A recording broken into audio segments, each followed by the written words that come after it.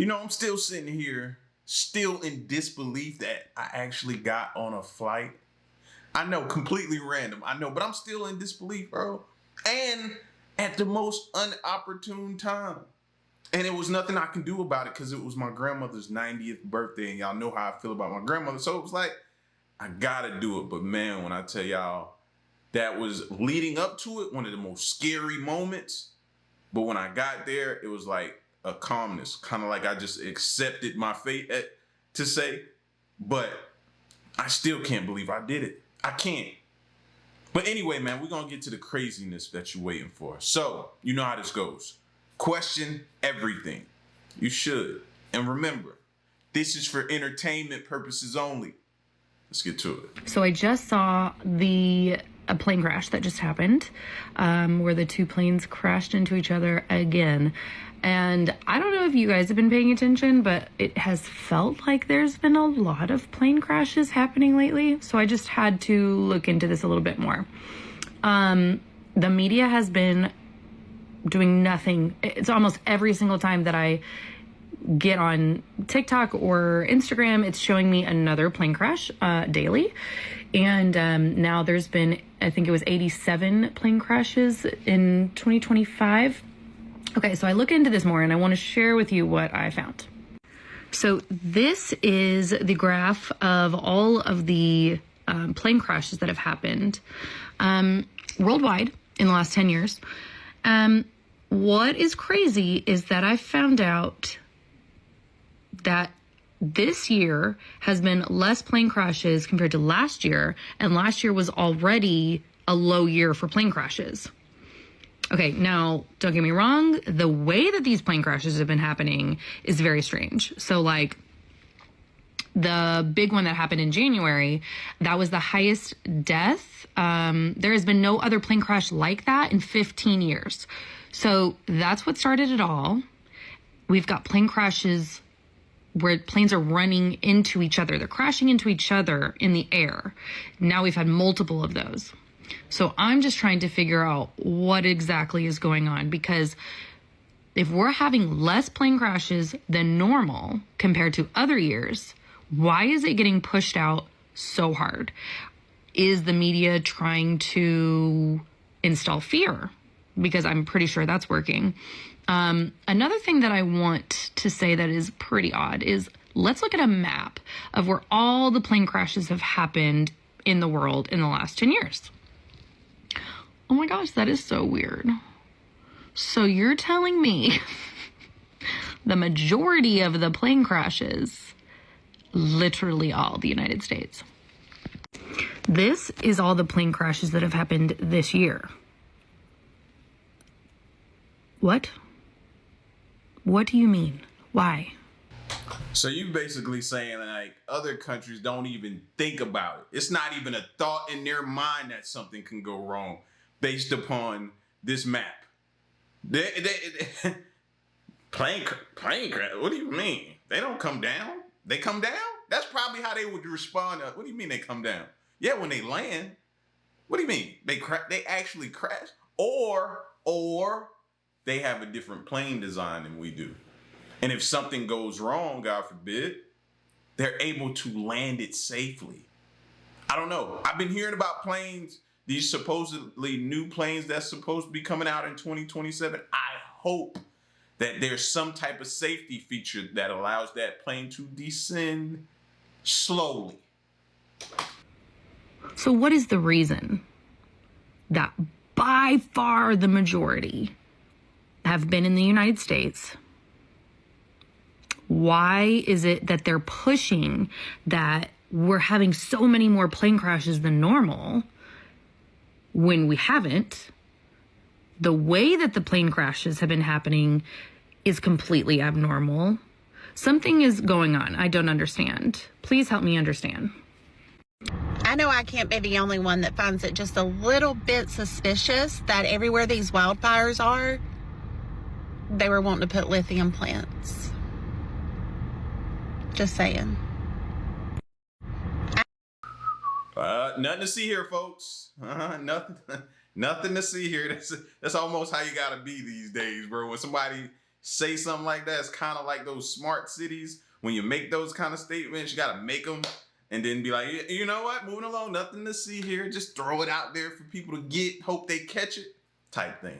Y'all already know I got something to say about these South Carolina wildfires, obviously because I live in South Carolina. And I'm gonna go ahead and say it. It's a result of DEI. As I've been telling y'all, these T attacks, that's what they really are. It's gonna continuously happen more and more and more to fit their agenda. I mean, if you live in South Carolina, you would know that it's been raining for so long, bro. We are not in a drought. I woke up and just about the whole state has a fire danger statement. Like, what? Like, how did it get so dry when literally it was raining for like weeks, bro? Because y'all paying attention, I'm making videos about this weather because we've been having record-breaking temperatures, right? High temperatures. The next thing you know, we got record-breaking low temperatures. How is that possible? Like I've been saying, these people are controlling the weather, bro. They don't want to let up. They don't want to give up their little quote-unquote power they think they still have. Like I said, they're going to manipulate everything till the end. Y'all just got to wake up and realize what is a psyop and what's not and who's doing what.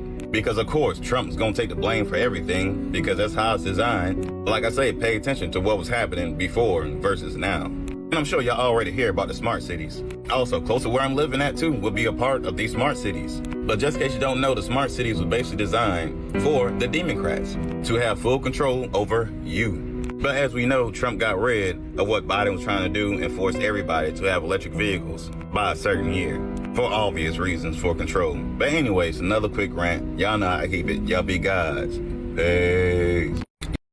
So, I don't know about y'all, but if you haven't by now figured out where to look for that smart city list and to know if your city is on that list, I would do so.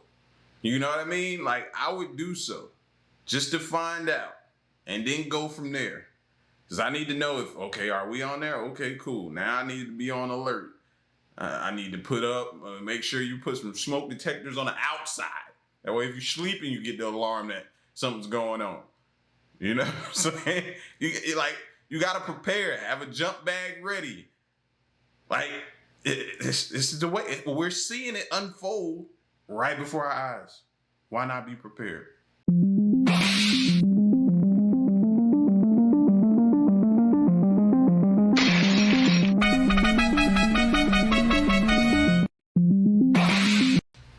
Well, I don't know how I feel. I don't eat McDonald's. I don't. And y'all made it extremely worse for them, for me, when y'all just continuously showed me what the food does and how when it sits, it doesn't change. And I think it was that lettuce still being green after months or years or however long that person had it out. And it's still looking like a fresh piece of lettuce. No. And I've been saying here recently anyway, for me, just for me, the burgers at different places, and I'm not even talking about McDonald's, just don't taste like burgers anymore. Like, food is so different. First of all, you absolutely have to understand the landscape. So, you work in a government agency and you're worried about your job. That's not the time to say, like, no, but I really want to work from home. Like, you really have to understand that. You work in media, unless you're a certain type of person, maybe you're not going to get a raise. So it is very important to at least consider what is going on in the overall environment. You're not asking for a raise in the middle of a deep recession, but maybe in your industry specifically or at your company. I remember back in the financial crisis, I would hear from some people working at investment banks, and they said, it's so unfair. I wanted a bigger bonus. I'm like, we almost saw your entire company go down the tube, so you're not getting a bigger bonus. First of all, Yeah, but it don't stop them from piling on additional work. Y'all know what I'm talking about. You clearly doing more work than you're getting paid for. You're doing this person's job. You're covering for this person. You're doing the supervisor's job. You're doing everything and only getting paid for your job and your job description. But they don't mind coming and piling on work on top of you, on top of that. Who else filled me on that one? For the first time, text messages between the two surviving roommates of the Idaho college murders now revealed, along with a transcript of the frantic 911 call made hours after their 4 friends were killed in that off-campus home in November of 2022.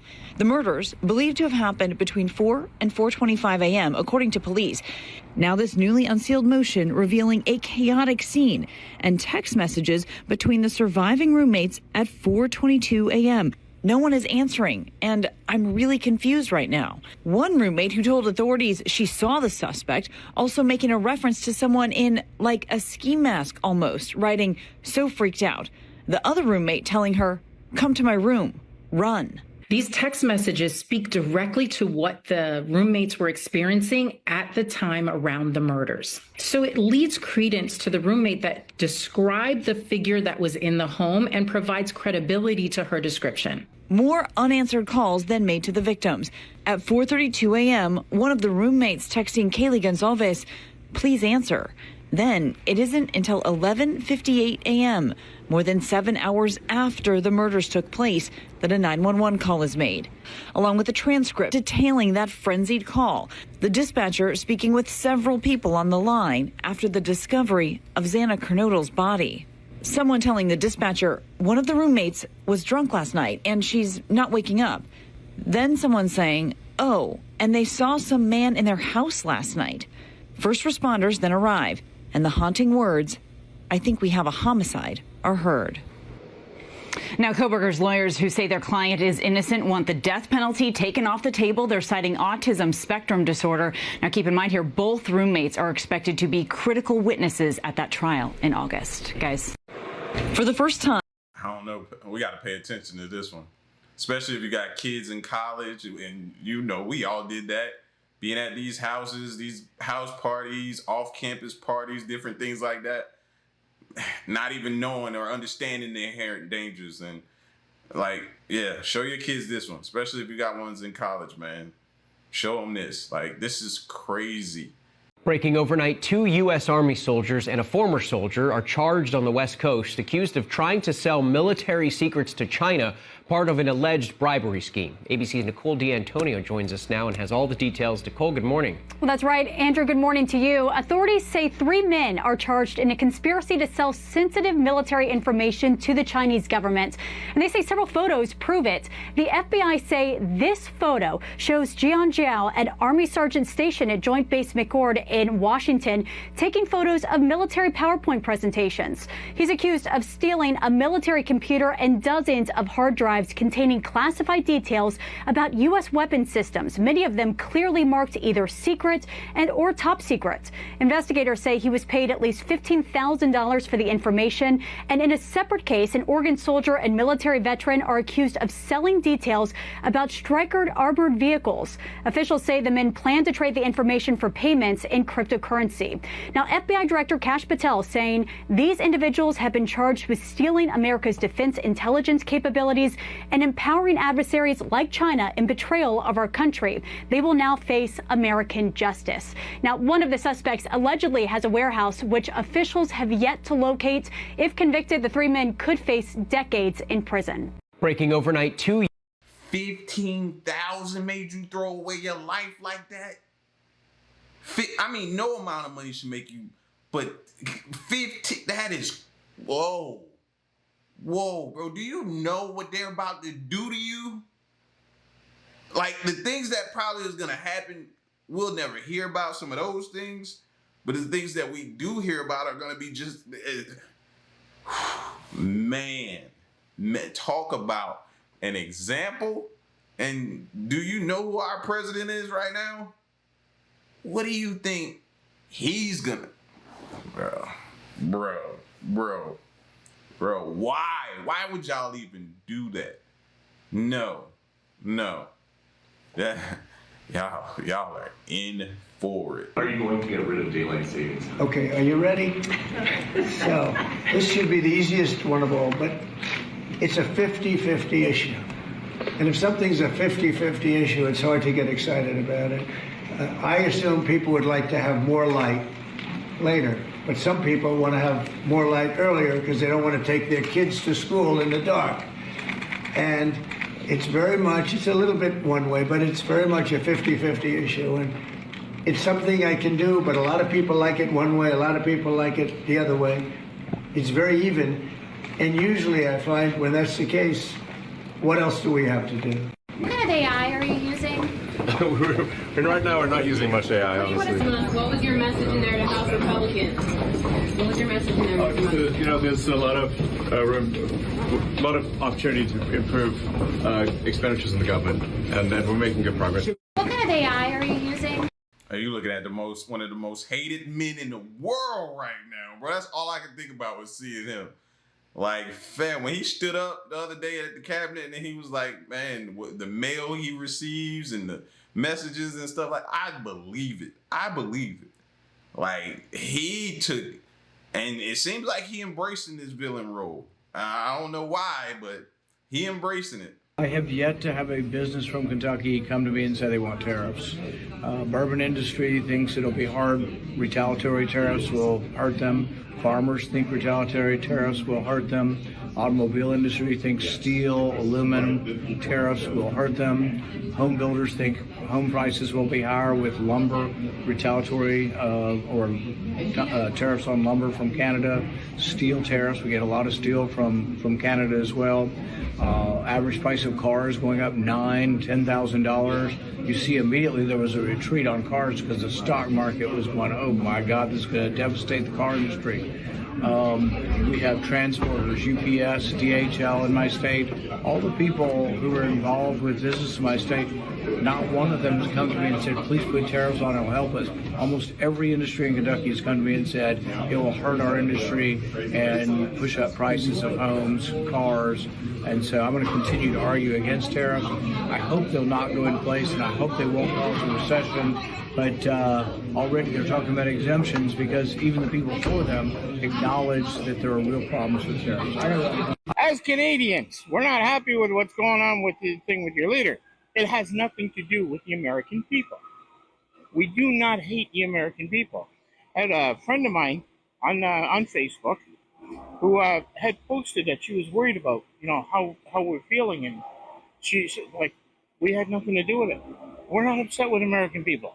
I love Americans. I think they're fantastic. Is it wrong for me to say I think it's very Canadian that you want to make sure that our feelings are okay? Well, yeah, it's one guy doesn't make the whole, or one bad apple doesn't make the whole bunch useless, or you don't throw the whole thing away. That the fight is between politicians, not people.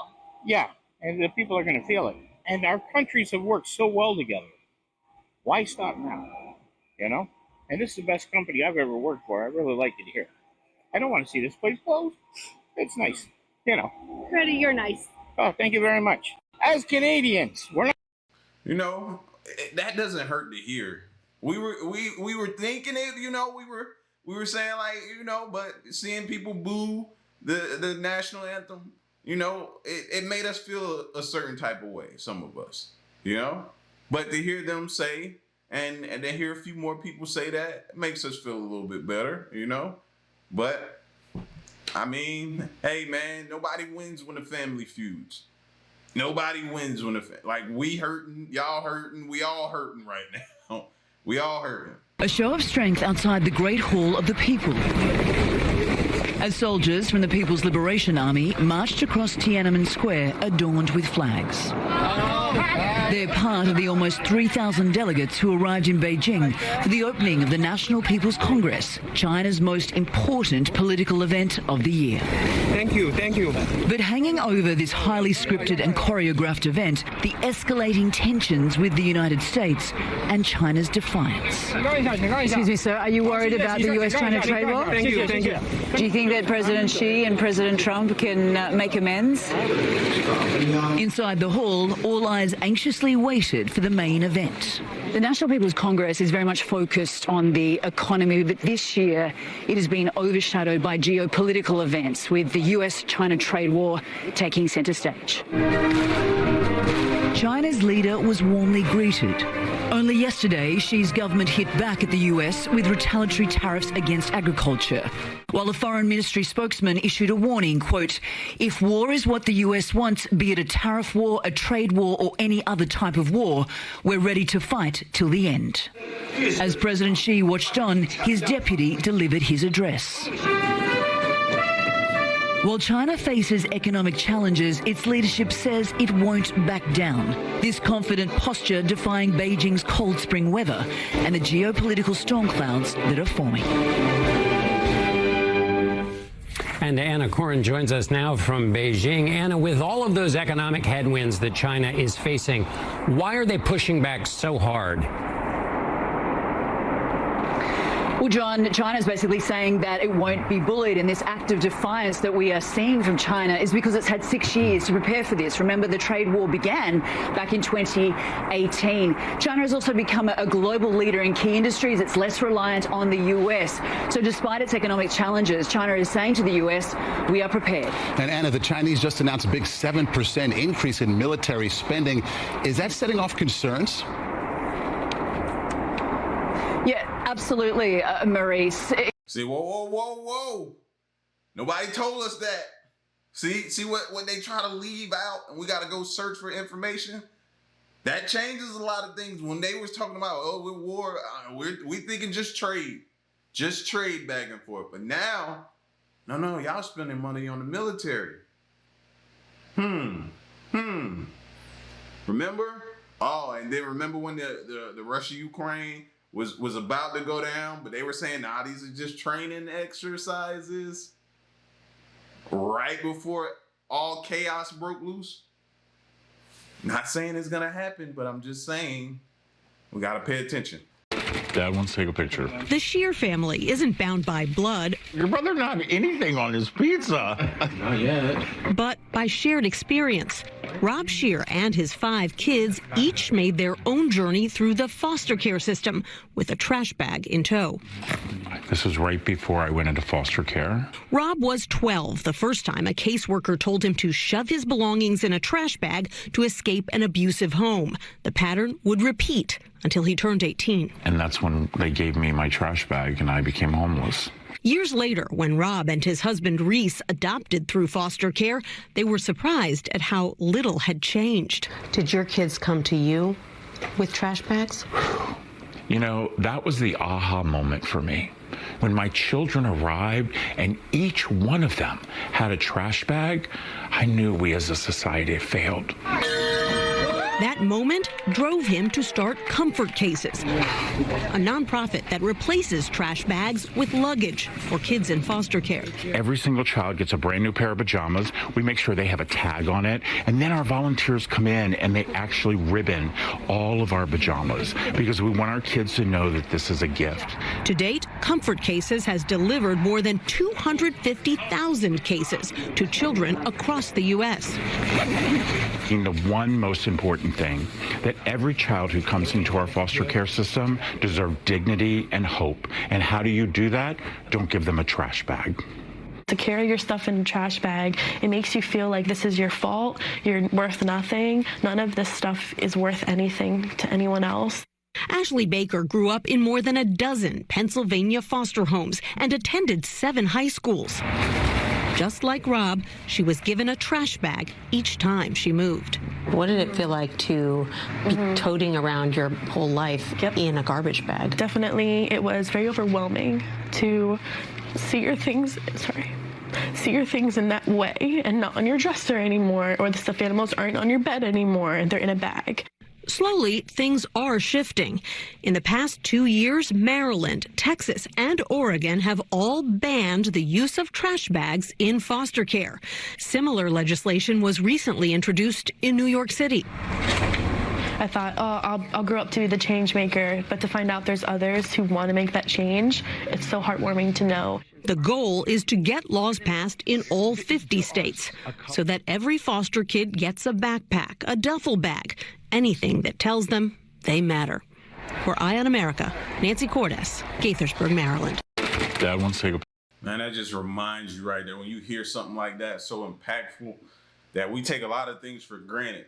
You know what I mean? Something so small to us, is so important to somebody else. So super important. Something as small as a trash bag and changing it to a book bag with pajamas and different things, man, goes a long way for people, man. That hearing stuff like that just recenters you and puts your focus back in a line and reminds you and humbles you.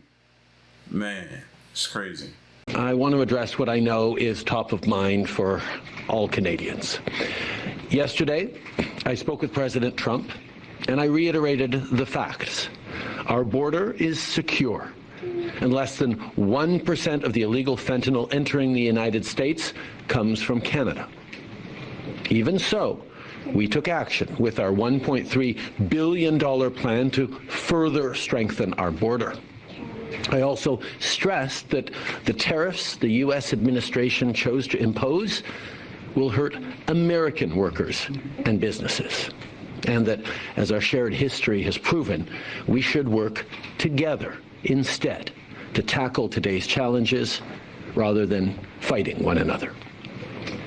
Canada's ministers, officials, and I will continue to engage with our American counterparts. Our goal remains to get these tariffs, all tariffs, removed. In the meantime, we'll be taking action. Well, that's good to hear. You know what I mean? At least they're still holding conversations and will continue.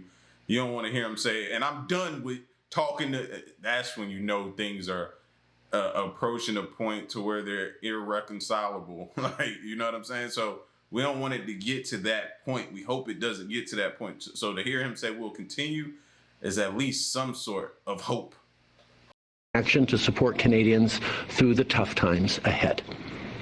You can count on leadership right across the country, municipalities, provinces, and indeed your federal government. But mostly, you can continue to count on each other. Canadians have been there for each other, for small businesses, for local producers, for friends. Canadians will pull together and continue to pull together with deep, deep pride in country as all of us stand together to defend Canada. Trump backing down as the markets nosedive.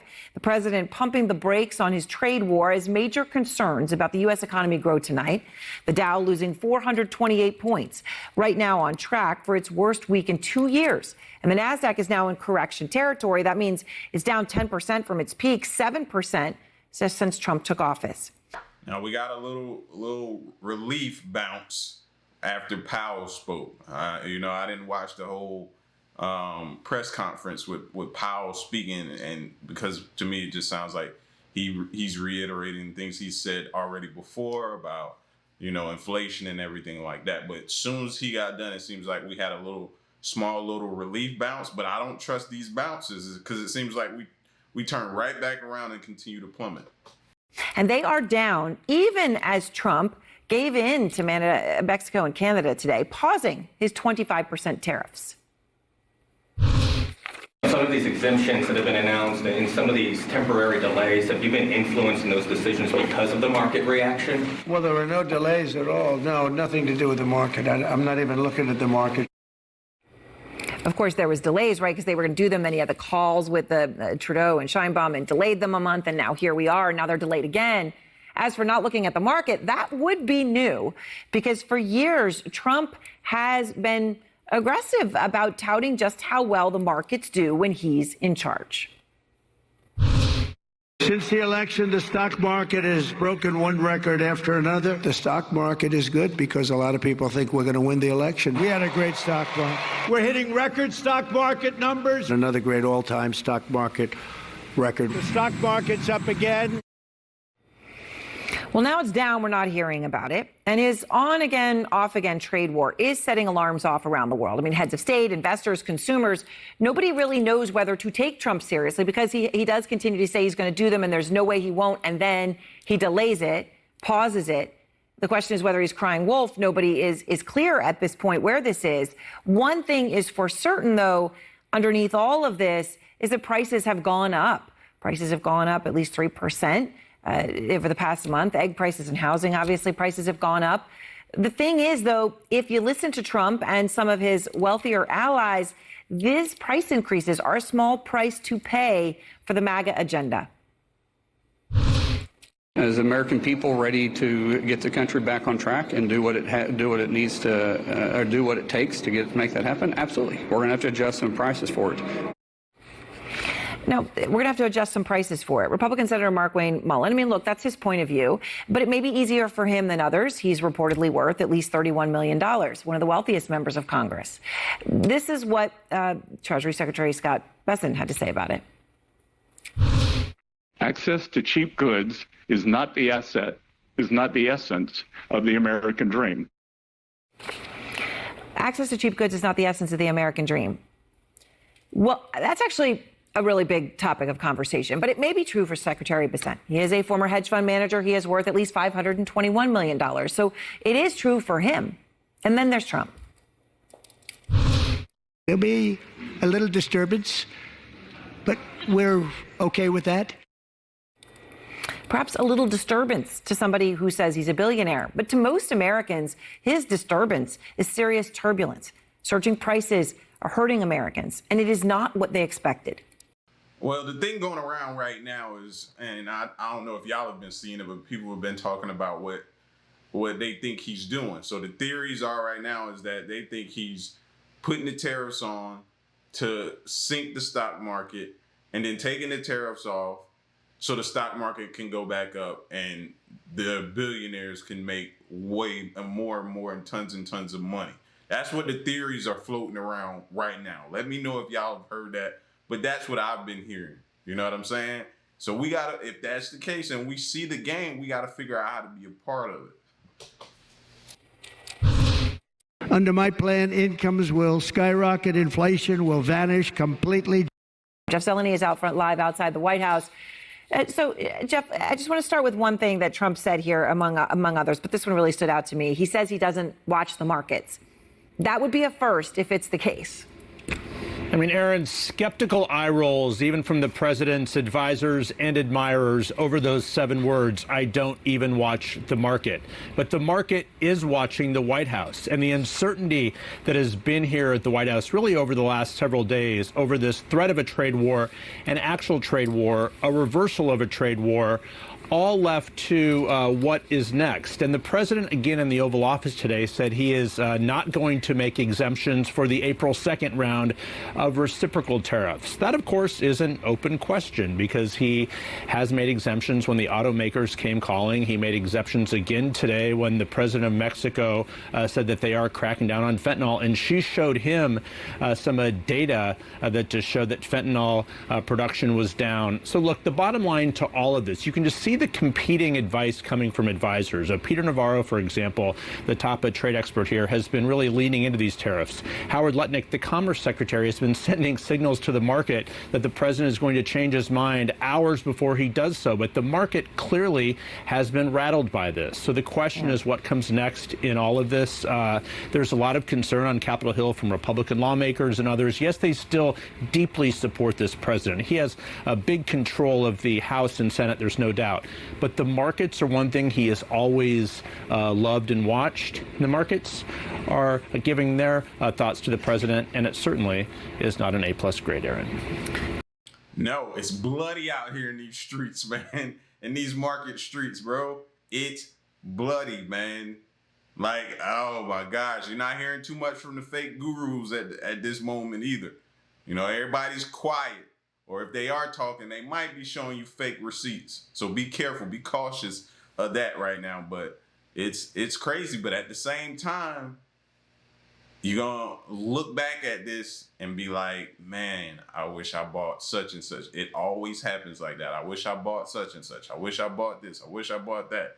So you have to kind of figure things out, man. And hopefully you make the right decision or you do the right research and come up with something that changes your family trajectory, because these are those opportune times. So, man, do your research, lock in, buckle down.